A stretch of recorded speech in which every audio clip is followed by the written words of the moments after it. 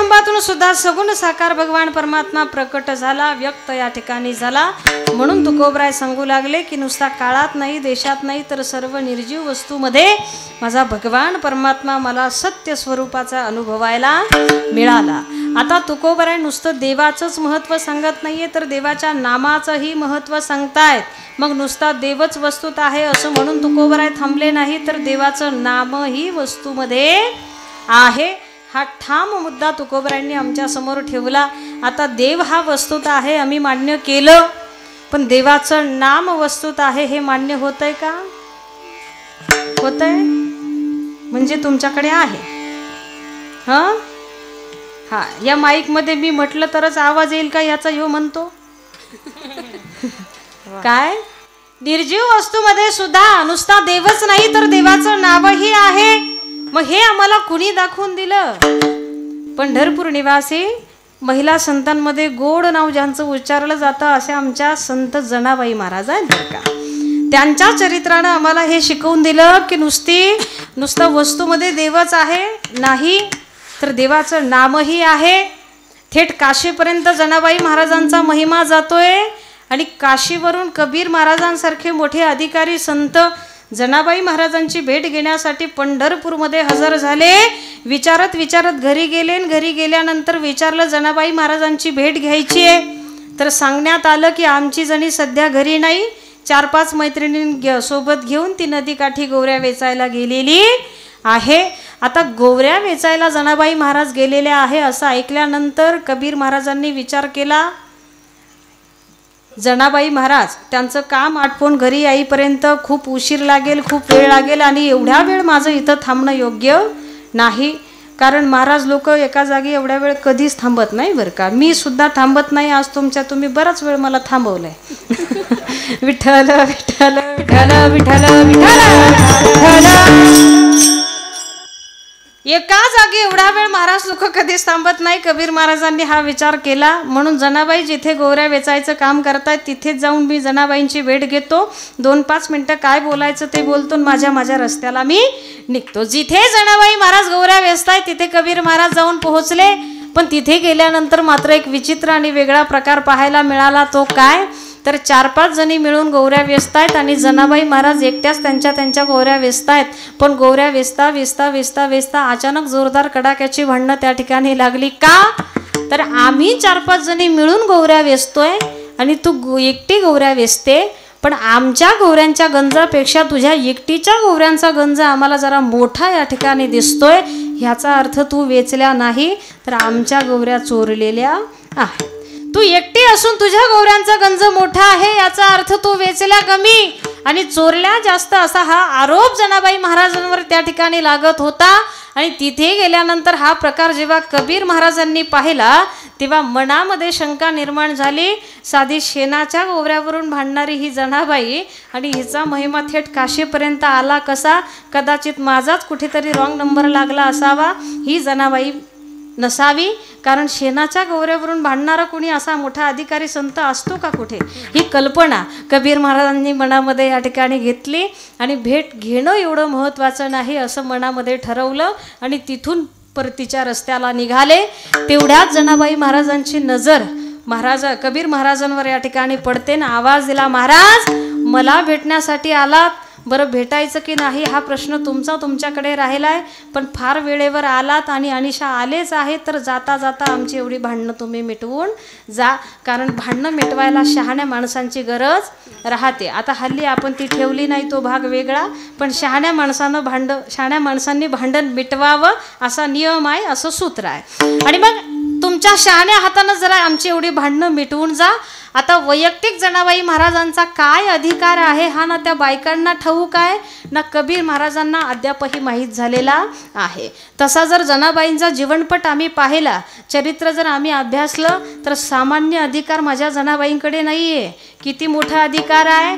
जनी जाय पानियासी मागे धावे ऋषिकेशी, जनी जाय पानियासी पाणी रांजणात भरी,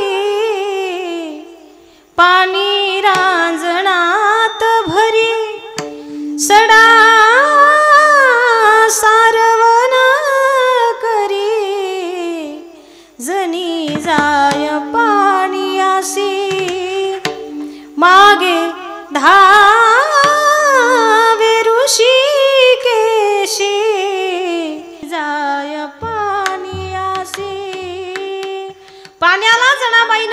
चालावं तिच्या मागे मागे, जगाच्या मालकानं या ठिकाणी चालावं.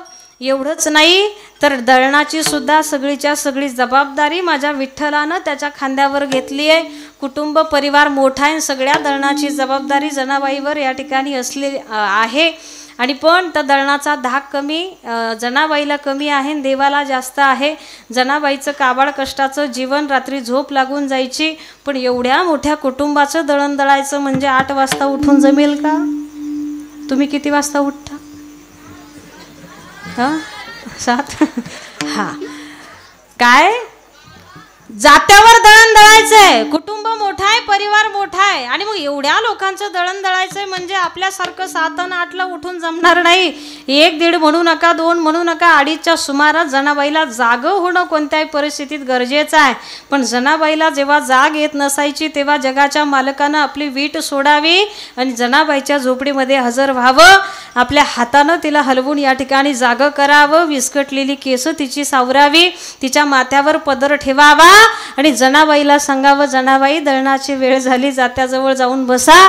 आणि मग पाटी घ्यावी, पोत्यातलं धान्य त्या पाटीत टाकावं, जनाबाईच्या मांडीजवळ नेऊन ठेवावं आणि स्वतःला दळण दळायचं म्हणून जनाबाईच्या समोर जगाच्या मालकानं तिथे उपस्थिती लावावी आणि जनाबाईला सांगावं, जनाबाई दळणाचा ताण घेऊ नका, तुम्ही फक्त आणि फक्त निमित्त मात्र जात्याच्या खुंट्याला हात लावा, बाकी सगळं जातं ओढण्याची जबाबदारी मी माझ्यावर घेतो. आता तुमचंच जातं ओढतो यात नवल नाही, विश्वाचे तू फिरविशी जाते, पीठ पाडीसी दैवाचे म्हणून माझ्या जनाबाई म्हणतात, तुझ्या कृपेने मला विठ्ठला काही नाही उणे. तुझी एवढी कृपा आहे देवा, मग ही एवढी जर अगाध कृपा माझ्यावर असेल तर काही उणं आहे असं जीवनात कधीच या ठिकाणी वाटत नाही. आणि मग देव कधी कधी जनाबाईला जागा करण्यासाठी यायचा, तर कधी कधी जनाबाई झोपेतून जाग्या होऊन सगळी तयारी व्हायची पण देव अजून आलेला नसायचा. कधी कधी देवालाही यायला उशीर व्हायचा, तेव्हा मात्र देव जर आला नाही तर जनाबाईला सुद्धा करमत नव्हतं, कारण आता सवय झाली होती, समोर देव बसलाय, इकडून आपण बसलोय आणि मग दळण दळायची सवय झाली. आणि मग तेव्हा देवाला जर कधी काळी यायला उशीर झाला तर तू ये रे बा विठ्ठला, तू ये रे बा विठ्ठला, ये रे बा विठ्ठला, तू ये रे बा विठ्ठला, ये रे बा विठ्ठला, तू ये रे बा, ये रे बा विठ्ठला, ये ग ये ग ये ग ये ग विठाबाई माझे पंढरीचे आई, असं हे बोलवणं जनाबाईनं या ठिकाणी करावं आणि तिथे परत त्यांना हजेरी या ठिकाणी लावावी. असं हे मोठा अधिकार ना त्या बायांना माहिती आहे ना, कबीर महाराजांना ठाऊक आहे. पण मग त्या ठिकाणी जनाबाईच्या गौऱ्यांचा गंज का मोठा आहे याला सुद्धा दुसरं कारण आहे, कारण त्यांनी एकट्यांनी वेचलेल्या नाही. जसं ही सगळी कामं करू लागण्यासाठी तो येतोय, त्या दिवशी गौऱ्या वेचू लागायला सुद्धा तो तिथे हजर आहे. पण मग ही वास्तविक खरी परिस्थिती त्यांना ठाऊक नाहीये. भांडण मिटवायचं कसं मोठा प्रश्न उभा राहिला, पण तो सुद्धा उपाय जनाबाईनं कबीर महाराजांना सांगितला, महाराज सगळ्या गौऱ्या एकत्र करा, प्रत्येक गौरी कानाला लावा, ज्या गौरीतून तुम्हाला विठ्ठल विठ्ठल असा ध्वनी ऐकू येईल ती गौरी माझी आहे, आणि ज्या गौरीतून भजन ऐकू येणार नाही ती गौरी माझी नाही. विचार सर्वांना पटला, सगळ्या गौऱ्या एकत्रित करण्यात आल्या. पण आता फक्त एवढं 5 मिनिटं लक्षपूर्वक ऐका, आपल्याला लगेच समारोपाकडे जायचंय बरं का. काय आधी भजन करणाऱ्या कोणाच्या गौऱ्या आहेत? मोठ्यानं बोला पटकन, वेळ नाही माझ्याकडं. फक्त आणि फक्त जनाबाई महाराजांच्या गौऱ्या आधी भजन करतायत, त्या बाकीच्या बायांनी वेचलेल्या गौऱ्या भजन करत नाही. पण भांडण मिटवायचं म्हणून जेव्हा सगळ्या गौऱ्या एकत्र करण्यात आल्या तेव्हा भजन करणाऱ्या गौऱ्यांच्या संगतीत गेल्यानंतर त्या बिना भजनाच्या ज्या गौऱ्या होत्या त्या सुद्धा आता विठ्ठल विठ्ठल विठ्ठल असं भजन म्हणायला लागल्या. कोण? मोठ्यानं सांगा, कोण कोण? हा, काहीतरी आदर्श घ्यावा का मग आपण त्यांच्याकडून. शेणाच्या गौऱ्या आहेत, काय करतायत? भजन करतायत. आता आम्ही असं ते वाक्य इतकं मनाशी ठसवून ठेवलंय की मुळात भक्ती, परमार्थ, कीर्तन, भजन ह्या कधी करायच्या गोष्टी आहेत? तुमच्याकडे कधी करतात? माहिती आहे सगळ्याला, बोला ना तुम्ही, माझ्याकडे वेळ नाही, तुम्हाला आधी सांगितलं नाही. हां, काय आम्ही हा भ्रम उराशी बाळगून जीवन जगत आलोय की या सगळ्या गोष्टी म्हातारपणी करण्याच्या गोष्टी आहेत. पण मला सांगा, देवाची पूजा करण्यासाठी गेलो, त्याला वाहण्यासाठी फूल नेलं आणि फूल निवडताना ताजं ताजं पाहून निवडलं का शिळं असलेलं फूल नेलं?